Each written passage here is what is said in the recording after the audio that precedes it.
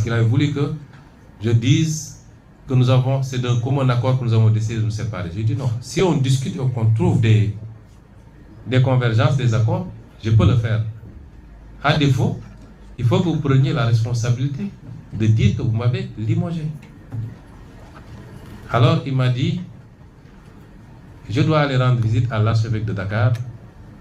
Je reviens peut-être vers 18h, 19h, je vous ferai signe pour que nous puissions démarrer ces discussions. Quand cela ne tienne, je suis rentré au Petit Palais et j'étais à son écoute. À 20h35, il m'envoie un message pour me dire qu'il ne peut plus tenir la réunion et qu'il comptait annoncer la mesure de limogeage. Ce que vous venez à peine de voir, c'est ce qui s'est passé le 2 juin 2026.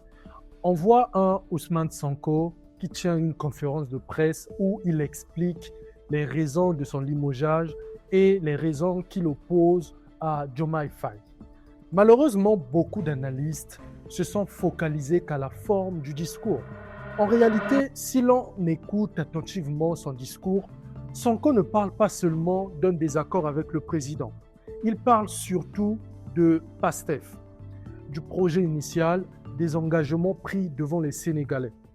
Dans cette vidéo, nous allons comprendre le fond du discours de Sonko, en commençant notamment par comprendre qu'est-ce que c'est réellement le PASTEF, et je vous prie de rester jusqu'à la fin et vous comprenez la cohérence du discours de Sonko et les valeurs de PASTEF. Lorsque PASTEF est créé en 2014, ses fondateurs affirment clairement qu'ils ne veulent pas être un parti politique traditionnel. La plupart n'ont jamais fait de la politique. Ils viennent de l'administration, du secteur privé, de l'enseignement ou des professions libérales. Leur objectif est de créer une rupture. Le nom même du parti résume cette ambition. Patriote africain du Sénégal pour le travail, l'éthique et la fraternité. Ce qui nous interpelle ici, ce sont les 3 derniers mots. Travail, éthique, fraternité. Ces mots constituent le socle idéologique du mouvement. Le slogan du parti est tout aussi révélateur. Le don de soi pour la patrie. Dès le départ, PASTEF se présente comme un mouvement de transformation profonde de l'État sénégalais. Lorsque Sonko parle le 2 juin 2026, il ne cite pas directement les textes fondateurs du parti, mais pratiquement toutes ses critiques y font référence. Prenons quelques exemples. Lorsqu'il parle de justice et de reddition des comptes, il touche directement à la valeur d'éthique.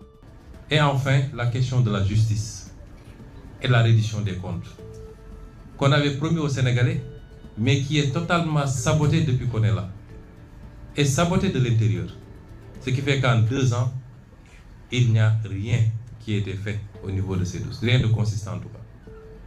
Il dit ces questions, c'est les préoccupations du parti. Lorsqu'il évoque les contrats stratégiques et les multinationales, il s'inscrit dans la logique de souveraineté nationale défendue depuis la création du parti. Et lorsqu'il critique l'absence de décision claire sur la dette ou le FMI, il remet sur la table les promesses économiques qui avaient séduit une grande partie de l'électorat, notamment les jeunes Sénégalais. Autrement dit, Sonko cherche à montrer que ses critiques ne sont pas personnelles. Il veut apparaître comme le gardien du projet originel de PASTEF. Un autre élément mérite notre attention. Sonko rappelle constamment le poids politique de PASTEF. Avec 130 députés à l'Assemblée nationale, une majorité écrasante, une présence dominante dans les institutions sénégalaises, Sonko veut démontrer que la légitimité politique ne repose pas uniquement sur l'élection présidentielle. Selon son raisonnement, la force politique du régime provient avant tout du mouvement PASTEF et donc du programme porté depuis 2014. Lorsqu'il réclame davantage de ministères ou de portefeuilles de souveraineté, il ne présente pas cela comme une revendication personnelle. Il présente cela comme une conséquence logique du poids politique du parti. Le passage le plus important de la conférence n'est peut-être pas celui qui a fait des gros titres. Ce n'est pas lorsqu'il affirme que le gouvernement peut tomber en 72 heures. Ce n'est pas non plus lorsqu'il critique certaines orientations du président. Le message central est ailleurs. Sonko explique qu'il n'a pas été convaincu par les réponses du chef de l'État concernant plusieurs dossiers stratégiques. Ça veut dire que je n'ai pas été convaincu. Avant de continuer la vidéo, j'aimerais vous dire que le seul moyen de m'aider à progresser, c'est de liker et de s'abonner. Et derrière cette critique se cache une question fondamentale. Le pouvoir est-il encore en train d'appliquer le projet pour lequel les Sénégalais ont voté? Afin de résumer le discours de la conférence de presse de Sanko, nous pouvons retenir 3 messages. Le premier message, le président Bassirou n'est pas seul à définir la ligne politique. Et le second message, Sanko reproche moins de décision que l'absence de décision. Et enfin, le dernier et le troisième message, Sanko démontre la force du PASTEF dans les institutions sans provoquer la rupture. Selon mon analyse, cette conférence de presse ne ressemble ni à une déclaration de guerre, ni à une réconciliation. Elle ressemble plutôt à une opération de recadrage politique. Sanko ne cherche pas à faire tomber Diomaye Faye, parce que s'il le voulait réellement, il commencerait pas par annoncer publiquement qu'il refuse la censure. Nous sommes là pour l'accompagner.